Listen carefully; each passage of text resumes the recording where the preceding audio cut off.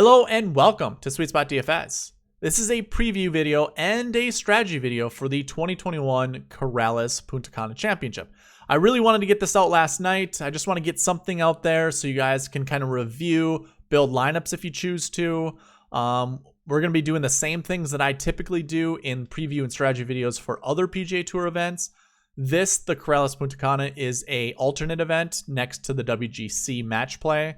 So those that didn't qualify for that have the ability to play here. But we actually have a lot of Korn Ferry Tour guys here. So I think like top 10 finishes from the Korn Ferry event last week, I think qualified here. But we have a lot of unknown guys and some guys over or from Europe coming over here. I think we have Thomas Peters and Thomas Detry.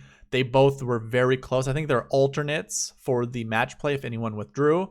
So I think being closer to America made it easier for them to, hop a plane over if they ever needed to fill that alternate position. But either way, we'll go over the field later. But we're going to be covering the same things I do in preview and strategy videos. So I'm going to be looking at the tournament fact sheets, going over course history. We really only have 3 years of course history, but we're still going to go over it, looking at any kind of edge we can get.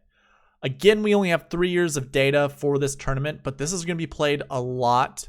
It's going to be very similar to a Puerto Rico Open, where we're going to see guys in bad form do well here. And I'm going to go over both tournaments. We're going to look at basically every single year to see if we can find some kind of edge to building lineups. You can find timestamps in the description below. Also, YouTube's cut up into segments. The progress bar is, I should say. If you hover over them, it'll tell you what those segments are. Let's go ahead and look at the tournament fact sheet. So we are at the Corrales Golf Course in Punta Cana, Dominican Republic. Again, to me, this is going to play a lot like the Puerto Rico Open. Very similar in geography, very similar coastal courses. This is a very, very much resort style golf course. So if you're going to ever look at any type of correlation or any similar golf course, I would definitely grab the one from the Puerto Rico Open. But you can see here 7,600 yards is fairly long for a par 72. It's not like super long. I say long, it's just longer than average on tour. I think most par 72s are around 7,400 yards. But it's worth mentioning. I think depending on wind, a lot of these holes are going to be very much shortened, but some of them might be lengthened as well. Yeah, I don't really have anything else to say about that. We have 5 water hazards that make 6 holes in play have to deal with. To me, if you want to read the course statistics, go ahead. I'm not going to go over it that much in depth. We are on paspalum grass type for greens and tees, fairways, rough. That is very similar to the Puerto Rico Open. Also, I think there's another paspalum golf course that the golfers have on tour. Can't think of it right now, but if you were to look into that type of data, it's there for you. It's paspalum. A lot of courses around like coastal, okay, so quick agronomy lesson. Paspalum deals with the salt water from the ocean much better than any other grass. If you introduce salt water to other grasses, say Bermuda, or well, maybe not so much Bermuda, but say ryegrass or even bent grass, it's going to kill it. It's going to suck the nutrients out of it. That's why paspalum is used on any coastal course. Personally, I've never played on it, so I couldn't tell you the different characteristics of paspalum versus bent versus Bermuda. I think it's more of a wiry type of grass, so I think it's going to act more like Bermuda if you wanted to use those types of stats. Yeah, I really haven't looked into it. If there were more courses on tour that did, I'd like to look at the root structure, try to figure out, what grass it actually really represents. But for right now, I have no idea. I would just say paspalum, and if there's a secondary grass you want to look at, maybe Bermuda. So definitely think of those 2 types of grasses. And then there's additional notes. You certainly can go ahead and read that. I kind of want to breeze through this, so I'm not going to spend too much time at certain places. Just pause the video, read whatever's on the screen. And also leave any questions in the comment section. I am more than happy to answer them for you. We have the results up here from 2018 to 2020. You know, for a while, I think, actually, the one that was in 2020 was actually 2021. I think it was the week before the Masters. No, it would have been 2020, but it was in the fall. And this is typically at this time of the year. So this tournament is usually at this time of the year, but in 2020, because of COVID, it was moved to like a week or two before the Masters, the November Masters. So I can't remember exactly which one. Maybe that's the difference why the score is higher here. It's always weird to say higher when you think of it in golf terms. These are negative numbers, right? So the closer you get to 0 from negative, that means higher. So yeah, the score is higher in 2020. 2019, 2018, minus 18 was the score, the winning score. I think we could probably guess that it's going to be around that score. So find your birdie makers, the golfers that are good at resort courses, that kind of thing. Definitely reach for golfers who make a lot of birdies. If we look at course history, I have sorted it for the golfers that are in the field. Now, we have a bunch of guys who've only played here once. I mean, again, this tournament started in 2018, so we don't have a lot of course history. But if I were to go ahead and remove golfers who are either playing for the first time or this is their second time, your best golfer with course history is Kelly Craft. He doesn't have a worse finishing position than 14th. Average finishing position is 7.33. And then you can see the rest of the guys here on the list. A lot of guys you probably aren't familiar with. Really interesting to see Thomas Detry here. 33s, 20 and 2019. When we get into the DK page, he's the second highest priced golfer here. Now, he has gotten considerably better over the last couple years. But with course history, perhaps, maybe not the best play. I mean, we'll get into it and take a look. But this is going to round out the top 20. I mean, from here to here, this is your top 20 golfers with course history that have more than one event under their belt. If I go ahead and open it back up, of course, you see KJ Choi at the top. Luke List is also at the top. Luke List hasn't really been playing great golf recently. I know a lot of people think he has been, but the results really aren't there. And it might not even matter. We'll definitely look into that. And anyways, you can see the rest of them here. Now, what I would typically do in a preview is go from course history possibly to recent form. I'm trying to look at what I would normally go over. How about this? Let's pull up the 2021 DK page. So there are 132 golfers in this field. I think we had 144 in 2020. Yeah, we had 144 in 2020. So that was the real only difference between the last 3 years. So 132, like normal, like typical. Cut is going to be ties, 65 in ties, as it usually is. I am not aware of any withdraws that have happened.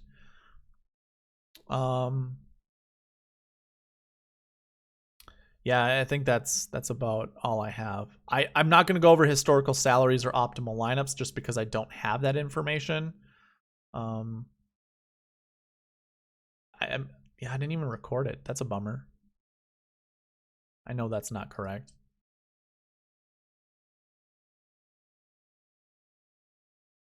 I mean, I would only have 1 year of data for optimal lineups. So we're not going to go over historical salaries. We're not going to go over optimal lineups. We will talk about the bucket system, but let's go ahead and look at recent form, because I think that's a thing. I used to do this in my preview videos, but it just took up so much time, and since we can kind of go through everything with buckets, it's just easier to do it that way.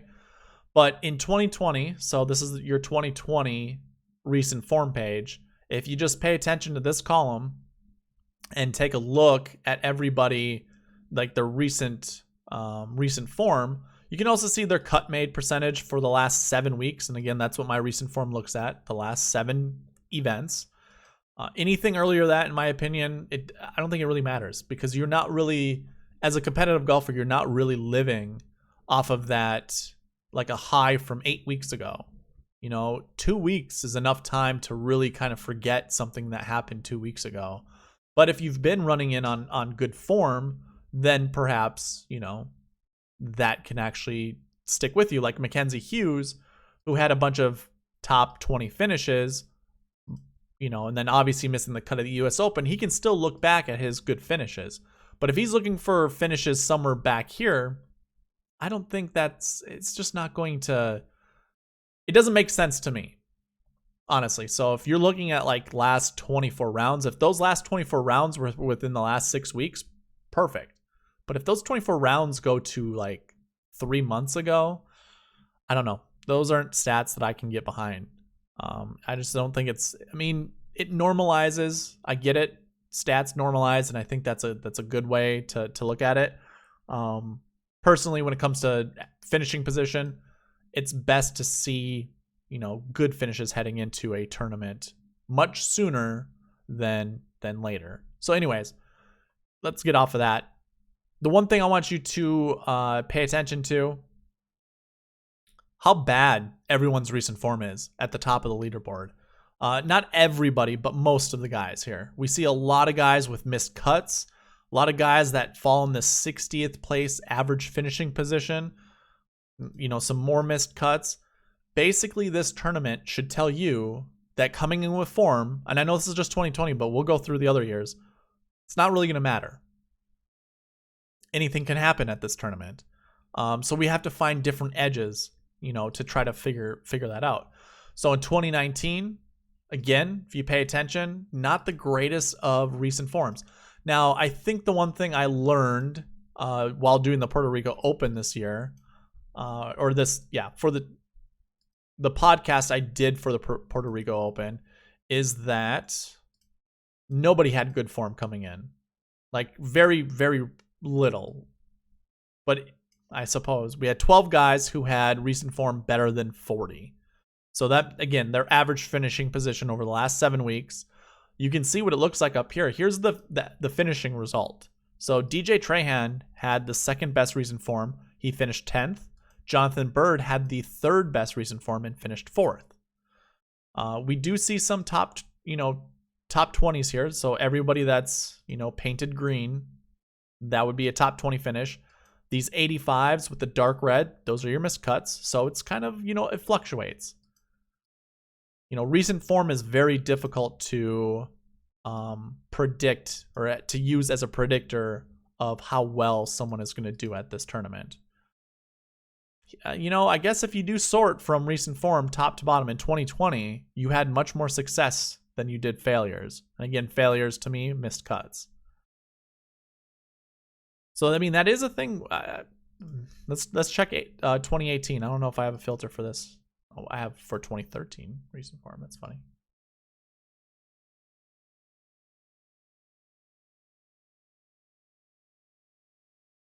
Yeah, if we're looking at the top 20 of recent form, I think that's pretty decent to go by. As I was first looking at this, I really only care about top 10 finishes. You know that here at SweetSpotDFS, that is how you find your optimal lineup. You can see that, that's not the greatest. But if we scroll down a little bit, well, the recent form isn't good to begin with. Like, if your best guy has, a 27.5 average finishing position, that means people aren't coming in here with very good recent form. But it still goes to show that having poor recent form isn't a terrible thing heading into this tournament. I did want to cross-reference this with the Puerto Rico Open, so I have that up right now. You can see by the spreadsheet name up here. If we were to do the same thing and we looked recent form top down, you can already see in this column, it just looks bad to begin with. But if we go top down, I guess there are more successes than there are failures. So maybe I was mistaken when looking at this originally, because I, for whatever reason, thought poor recent form was actually a good indicator of success here. But you can see this is the Puerto Rico Open. It's very similar to the Corrales Puntacana. Okay. I'm gonna take back my words. Find someone that has good recent form in this field. I mean, it's not like this is always going to be the case. I mean, obviously you see a bunch of, red colors, which is usually not good. One thing I want you guys to also note is try to find the guys who don't have recent form. So these would probably be your Corn Ferry guys coming over and playing in a PGA Tour event because they were invited. Having no or they're a European golfer. So if they have no recent form, pay attention to that too. This is, again, the Puerto Rico Open. So perhaps not the best. I don't know. I think it's still a good comparison. In 2018, here at the Corrales Puntacana, we only had one guy who did not have recent form. In 2019, I guess we had Chip McDaniel, the only guy who did not have recent form. 2020, we had Justin Suh, who I know a lot of people are on this week.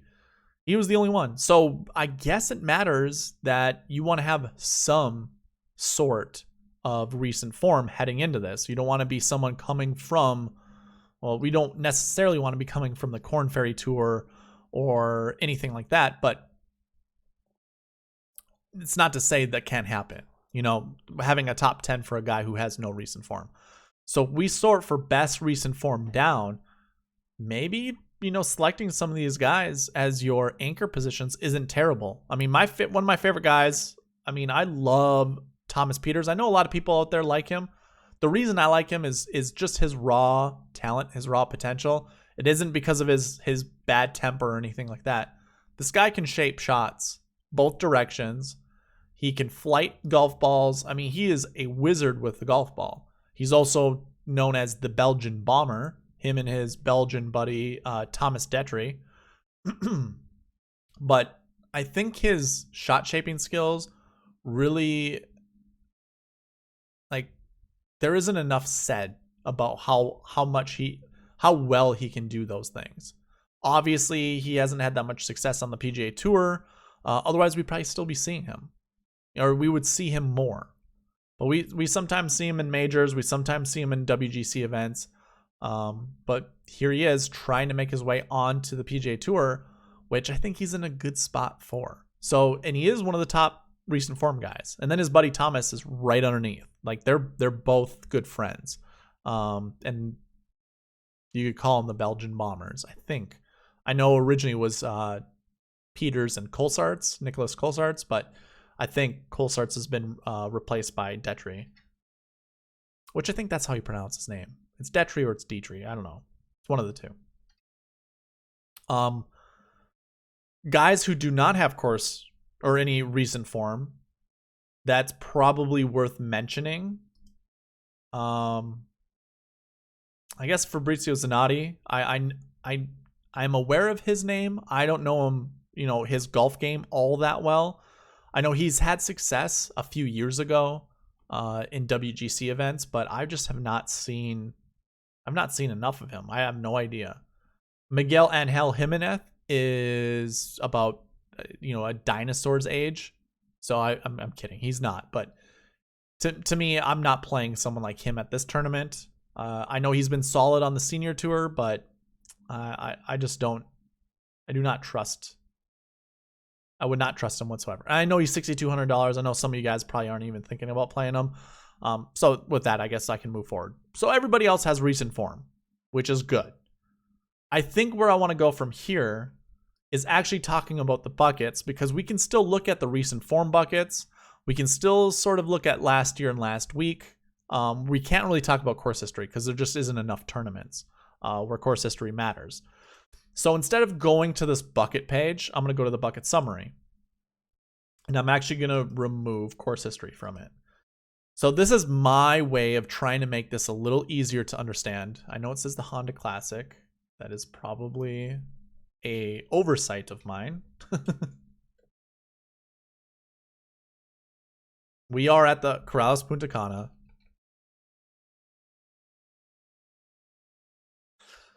So how I want you to look here at SweetSpotDFS, I am always looking at top 10 finishes. I'm analyzing every year's top 10 finish. And with that information, I mean, we were just talking about recent form. What I would primarily do, and we kind of already went over this, is take a look at everyone's recent form that's inside the top 10. Doesn't look the greatest, right? So just by looking at top 10s, I'm thinking about recent form. I'm seeing we have 3 guys that are this yellow color, so between 20 and 40. And if I really want to get specific, it's between 36 and 40, but I'm not going to. We see 1 green one, so one that's under 20, and a bunch of red, some orange, some dark red. Those are all different finishing ranges. So I always go 1 to 20, 20 to 40, 40 to 60, 60 to 80. So obviously this would be your 20 to 40 range. This would be your 60 to 80 range, so on and so forth. I do that for the last week because, in my opinion, when I'm playing competitive golf, what I did last week largely affects what I do going forward, what I do for this week. I'm using whatever my success or failure was to propel me forward for this week. Same goes with course history. I know course history was last year. I know last year's result happened a year ago. I mean, technically it didn't for this tournament, but if we're thinking about it naturally, I know it happened a year ago, but I guarantee you, if I were to ask you, what golf courses have you played? And you name me a golf course, I'm like, well, when was the last time you played that? If you were to tell me, a year ago or within a year or even maybe 2 years ago, I'd be like, what do you remember about that golf course? More than likely, you're going to tell me how you either duffed a shot on one of the, whatever. You're going to give me probably 3, 4, maybe even 5 shots that you can remember from that golf course. You can also remember how well you did just by feeling wise. You're going to remember certain things. That is all within recent memory of course history. So that's how we can dig a little deeper down in course history. I'm doing that same format I just talked about with recent form, looking at 20 to 40, 40 to 60 finishing positions from last year as well as last week. I'm also including that into recent form and course history, primarily because I get to an even number 6. And 6 allows me, it's just synonymous with DraftKings lineups. There might be a better way to do it, but so far it has provided me a little bit of success. So I enjoy doing it this way and continue going forward with it. Now, I don't have any separators, which I should probably just do quickly. To help you guys kind of... No, I don't want that. Dang it. These separators should help you guys a little bit in reading this data. When I explain it here, I think it's just going to be a little easy to understand. Okay. Basically, from here forward, I mean, you can see what the title of this, I'm just going to call it a bucket, but you can see what the title is, top 10 frequencies. So this is looking at everybody inside the top 10 from 2013 to 2020, but for this tournament is actually 2018 to 2020. And it's just it's really capturing how many times, this is the frequency, how many times a golfer's finished inside the top 10 who had a last year finishing position of did not play. I know it's a weird way to say it, but obviously for you guys, I should think it's an easy way to understand it. Here's a way to look at it. We're looking at last year finishing positions between 1 to 20. How many showed up inside the top 10 from 2018 to 2020? We have 5. So we had 5 instances from 2018 to 2020 where we've seen golfers with a average or with the finishing position from the year before, the tournament before, 1 to 20. And then I have bucket totals here showing you what the average per year is typically and what we have this year. So this should also kind of help you determine if one bucket really is worth playing or not. Because if we have a bucket like this, so our last year bucket 3 typically has 7.5 golfers per year. Well, this year we have 14. So chances are we're going to see more golfers in this bucket show up inside the top 10. If we want to get a little bit more, specific with our buckets and really want to hone in and anchor down on a golfer, we can look at top 5 frequencies. And the min-max buckets here, really for going back to 2018, this means for minimum, it's happened at least one time each year, or 0 times. It's happened 0 times 1 year. So then 0 it's the minimum function if you're familiar with that. Maximum function is obviously what it sounds like. It's the max that you see any given year from 2018 to 2020. That's probably the best way to say the minimum also. It's the least amount of times we have seen it happen year to year from 2018 to 2020. And then we can actually expand it a little bit further and look at top 20 frequencies. So, obviously we're now looking at a larger pool of golfers that finished top 20 and what their finishing position was last year. So for those that finished first to 20 the year before, the frequency of them finishing inside the top 20 is 26.92%. You can see the percentage right here. Or we can look at the min-max and say, well, at least 3, we've never seen less than 3 in any given year show up inside the top 20. So maybe this is a bucket we should really focus on. And then cut made, that kind of stuff too. That's another good thing to look at. That again is kind of looking, big picture. 73% cut made percentage for golfers in that bucket. Pretty good. And we have 12 of them this year. So to me, I'm looking at it like, okay, if we have 12, 73%, that means we're probably going to have 8 golfers making the cut out of this bucket. And again, this is the last year bucket 2 golfers. When we look at the spreadsheet and we look at our last year bucket 2 golfers, let me go ahead and slap a filter on this. If we just clear this out and just look at our last year bucket 2 golfers, here we go. Here are our 12 golfers. 8 of these guys, we can assume, that's not the best way to predict, but we can assume based off of cut made percentage, nearly 8 of these guys are going to finish inside the top, or not, at least 8 of these guys are going to make the cut. If we go into the summary, at least 3 of them are going to finish inside the top 20. At least 1 of them is going to finish inside the top 5. So if you wanted to go ahead and anchor around your lineups with any of these guys, I highly recommend it, because the bucket system's telling you you have a very good chance of doing so. So that is kind of the summary, just kind of going over it. And I should just create a video for this so you guys can understand it going forward. I don't have to continue explaining it, but I've heard enough people still confused on the bucket system. That's probably the best way that I've explained it yet. But we're looking at frequencies. I want to know how often someone finishes inside the top 10, and I want to know what their last year finish was. I also want to know what they did last week and their recent form average. Does that matter? So if we're looking at all of I'm going to go by bucket. Obviously, we kind of already went by last year and described that one. Cut made percentage, I'm looking at last year bucket 2 golfers, last year bucket 1 golfers, and last year bucket 3, which kind of goes without saying, right? They should be ranked that way if the cut made percentage is good. I'm also just really paying attention to our minimums here when it comes to top 10 frequencies. I see 0 has shown up inside the last year 3 buckets for top 10 frequencies. That's okay. I'm kind of looking at this percentage, 13, 19, and 10. That equals 43.51%. If I created all my lineups with just bucket 1, 2, and 3 golfers, that 43% to me is pretty decent. And then if I wanted to even double down on it, obviously you can see the cut made percentage over here. I'm in good hands. Like, I'm not worried about missing cuts. We can also kind of validate it with our top 20, percent, the frequency that these buckets finish inside the top 20.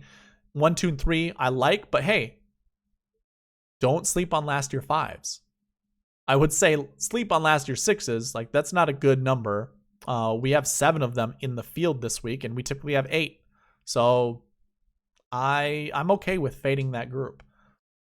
When it comes to last week, our number one bucket by far is guys who did not play the week before.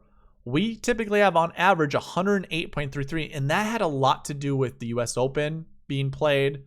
Well, I should say, yeah, the US Open being played prior to this event.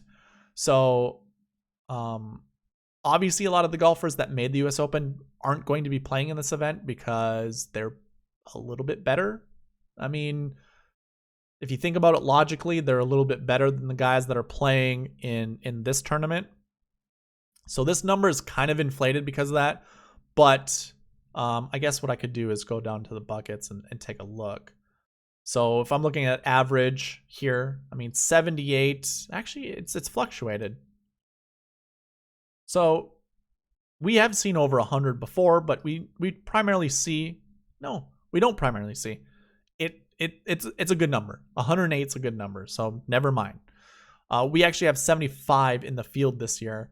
What that means is we can kind of deflate this bucket a little bit, but the thing is, it shows up so much inside the top 10. I mean, we have 28 instances that it shows up, but when it looks at itself, everybody in that bucket, only 8.62% actually finish inside the top 10 for that bucket. That doesn't help me out. That doesn't give me a lot of confidence. This is actually a good number. 33.33% shows up inside the top 10. Typically, there are 3 per year. There are now 4. So I think we could actually go with that pretty decently.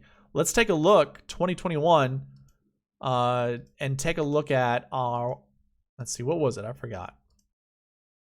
Last week, bucket 2 golfers. Here are 4 golfers. Select one of them. And really, maybe this is the best way to anchor your lineups. If you're creating hundreds of lineup or 100 lineups, if you split these by 25% each, 1/4, I think you have a really good shot of one of these guys finishing inside the top 10. And if I'm going to put any money on it, I'm probably going to put it on Camilo Villegas. I think he is poised to do really well. Don't sleep on Brendan Hagee though. I don't know about these two guys. They finished really well at the Honda Championship. I mean, they all did, the Honda Classic. I just felt like he was deflated. He played really well on that Sunday, as did Chase, and as did Camilo. So it's going to be really interesting to see how this all turns out. But I would definitely start here. Anchor your lineups here. Looking more at the bucket system for last week. Again, we have 33% for last week 5s.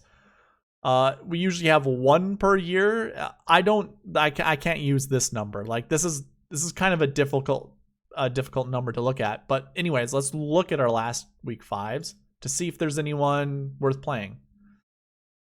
I think Ted Potter Jr. has decent course history here. No, he has no course history here. Actually, they all have really bad course history, so we won't be looking at course history. Let's see. Cut made percentage. That bucket has 100%, but I have a feeling it's going to go down. I think one of those guys will definitely miss the cut. 88.89%.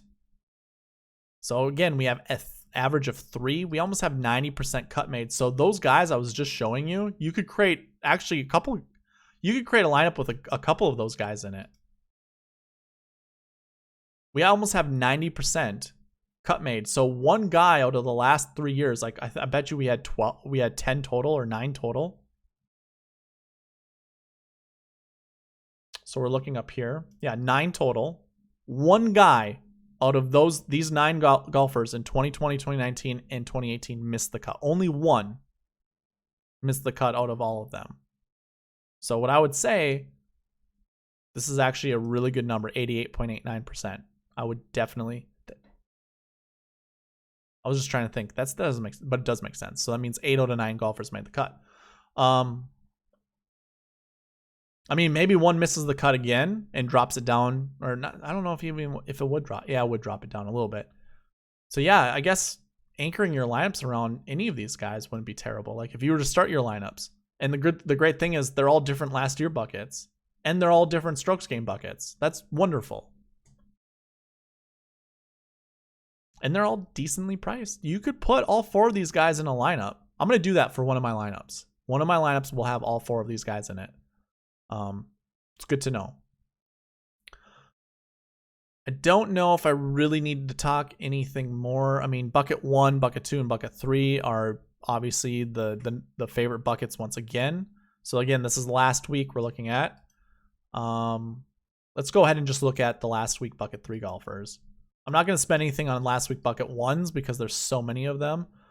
So right here, out of these guys, we can anticipate seeing 85% of them making the cut. Well, we have 6 of them. So if you do the math, that's nearly 5 out of 6 will make the cut. Nobody is, I mean, hey, if you wanted to create a lineup with a few, like 2 of these guys with the other 4 guys that we just saw in bucket 2, that might not be a bad choice. You're going to be able to create a lineup no problem with these guys because they're all 7K. I would actually refrain from using strokes gained bucket 5 golfers and 6s. So Pat Perez and Bo Hosler. Those would be choices of mine. I don't mind Scott Harrington. I'd grab one of these strokes gained bucket 5 golfers, but either way. Let's move on to the next one. So recent form would be the last one. Let's just right away, let's see. Bucket 1 for recent form are finishing positions between 60 and 80. 2 is between 40 and 60. 3 is 80 plus. 4 is 20 to 40. And then obviously 5 is does not play and 6 is 1 to 20. Again, that's their so average finishing position over the last 7 weeks. The frequency of golfers finishing inside the top 10 from 2018 to 2020. You can see right there. And it's ranked accordingly to that number. 50% of recent form inside this 1 to 20 makes the cut, or not so much makes the cut, but finishes inside the top 10 at 50% rate. We only see 1.5 per year. We have 2 this year. And if we go ahead and take a look at that, I actually don't have my recent form buckets here, but obviously we did look at it. It's your 1 to 20, Lee Hodges and Thomas Peters. Another reason for me to like Thomas Peters. Like I already kind of professed my love. I like Thomas Peters, but hey, Lee Hodges might not be a bad choice either. In fact, why don't we just do it this way? That way we can look at all the other information that goes with it.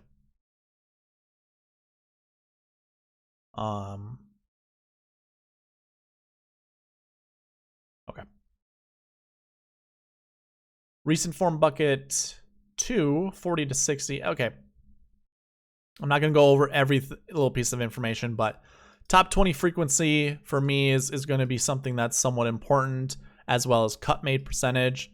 So, I mean, these are your highest ranked buckets here.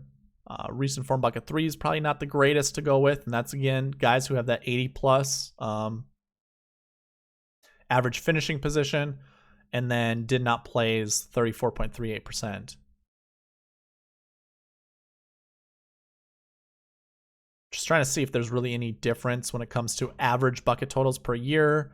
There really isn't. Sure, we have a few more in recent form bucket 2, but yeah, nothing spectacular. So we can try to stick with, I don't know, none of it really shows me like really anything good. 1, 2, 4, and 6 would be my favorite bets to play out of those guys. And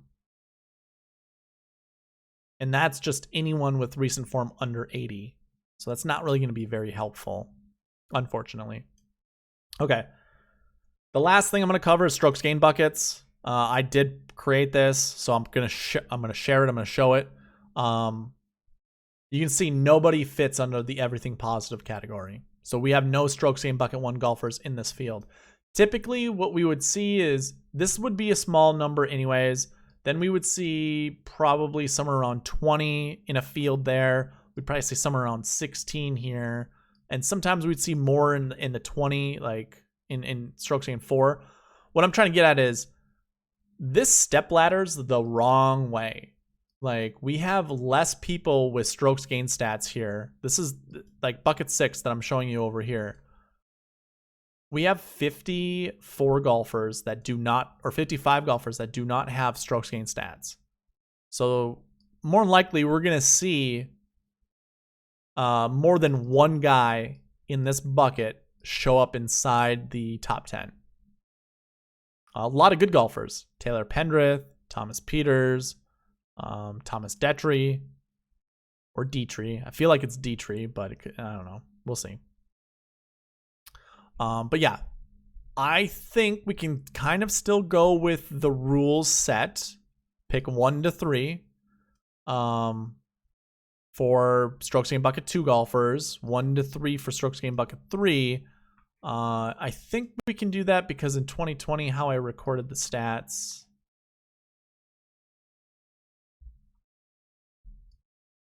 If I scroll over and we look at the names, a lot of it still applies. So we have inside the top, just clear this out and just go top 10 of 2020. We still have positive off the tee, positive, positive, positive, positive, positive, positive, positive. A total of 8 guys with positive off the tee stats. Of those 8 guys who have positive putting, we have 1, 2, 3, 4, 5 golfers who have positive putting. So already they're strokes gained bucket 2, but do we have anybody that's all positive? We sure do. We actually, Xinjun Zhang had positive everything. So he'd have been the only strokes gained bucket 1 golfer from last year to finish inside the top 10. Otherwise, we have a bunch of strokes gained bucket 2 guys. So we could still use strokes gained bucket 2 as one that we really like. And then we have how many strokes gained bucket 3? We have 1, 2, 3. We have, let's see, 5 is what? This would be strokes gained bucket 5. This would be a strokes gained bucket 4. So 1 strokes gained bucket 4, 1 strokes gained bucket 5, 1 strokes gained bucket 1. Most of them are 2s and the rest are 3s. But obviously you can see the guys who have 0 strokes gained stats are strokes gained bucket 6 golfers. So we have 4 of those. And again, we only have 1 year to look at, so we can't really do a lot with that. But if we're going to go ahead and filter out by those metrics that I just went over, we can go ahead and clear and just look at, last year buckets 1 to 3. We can look at last year buckets 1 to 3 as well. Let's remove the 6s for now, since there are so many of them, and we're stuck here. And we can kind of cross-reference and look at recent form. And I already forgot. What do we want to look for recent form? 60 to 80 is 1.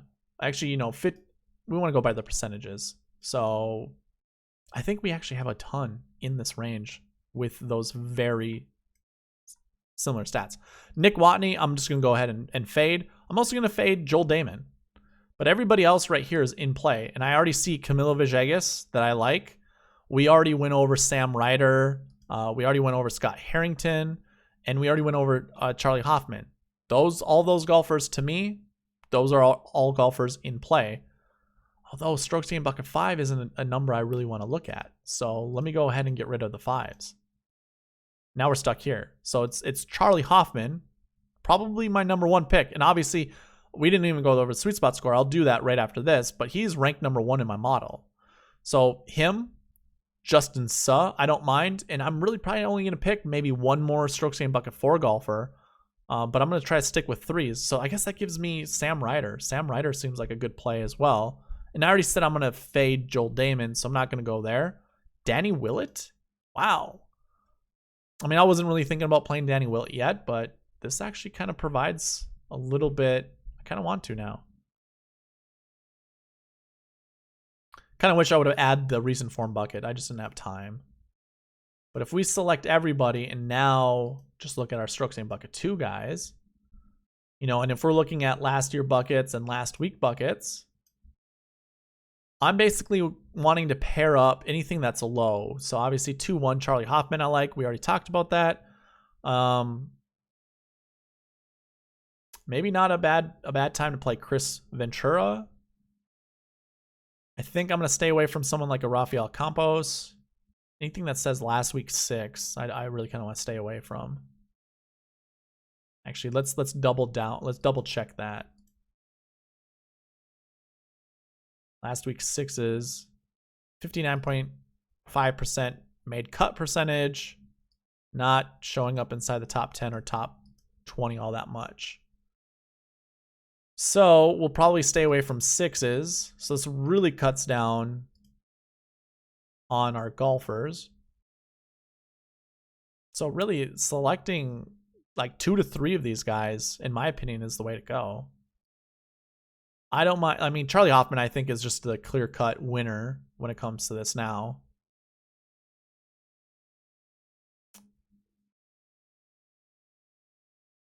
I guess I don't mind Brandon Hagee now that I think of it. Those 2 golfers were in the same buckets. You know, we're looking at 1s and 2s. I mean, Charlie Hoffman is just away, like, above everyone else that I'm kind of going over. So yeah, I think it's got to be Charlie Hoffman. But I'm also going to go with my sweet spot score, which unfortunately I wasn't able to use a lot of stats. But I'm using official world golf ranking, birdie or better, recent form, DraftKings average, and scoring average. If they don't have it, I just put in a number that was like very close to average, just a little bit under average, I should say. So that way they don't really get an advantage if they're not a good golfer. But if they're a good golfer, it's going to hurt them a little bit. So when I see Thomas Pieters still number 2 in my model, and obviously I like Thomas Pieters, he has 0 stats going all the way across. So I can't use someone like Thomas Pieters in strokes game buckets, but him being a 6 doesn't fault. Like, I'm not faltered by that. I'm not going to be. Plus, he's one of 2 guys who are in that recent form bucket of, 20 or better for recent form average. So I think I want to stick with either Thomas Pieters. Let's see here. Who was the other guy? I forgot. Lee Hodges. So, I mean, Thomas Pieters or Lee Hodges, not terrible guys to anchor your lineups around, but obviously Charlie Hoffman plays a huge factor in that too. It's good to see that DraftKings pricing kind of coincides with my sweet spot score. Kind of tells me I'm doing something right when it comes to that. But yeah, I like Pieters. I like Hoffman. I guess if it's not Pieters, I'm going to go with Lee Hodges. So if I'm going to play a Hoffman lineup, it's not going to be paired up with Thomas Pieters. I'll probably pair him up with Lee Hodges. And if I do go with like a Thomas Pieters lineup, then I already forgot. Amnesia. Darn it. Oh, I'll probably go with a Brandon Hagee. So I might do a Pieters Hagee lineup and then a Hoffman Lee Hodges lineup. And then I might just do the 4 guys that were, which bucket was it? Oh, it wouldn't be that one. One of these guys. I might put these 4 guys. Oh, Brandon Hagee's already in that group. So I might be like a Hagee, Villegas. Maybe I'll put Villegas next to that Hoffman and Hodges group, or that Pieters and Hagee group. Putting those 3 guys together. I think that might be a good choice, like a solid way to do it. But that's going to be it for me. Like, we already ran 50 minutes. There's no way I can ever make any of these videos fast at all. Like, I kind of tried doing it right here. Every time I go over the bucket system, though, it does provide a little extra time, but I want to make sure everyone is aware of what the bucket system is. I like how this is done. I do want to hear what your comments are. Is this an easier way to understand the bucket system? How many of you guys are still confused by the bucket system? I definitely want to know, because I want to try to create the easiest way to understand this. So let me know in the comment section below. But other than that, I've got nothing else. So thank you guys for watching. Please leave a like, comment, subscribe, all that good stuff. And if you do play this tournament, hopefully you do well. All right, see you.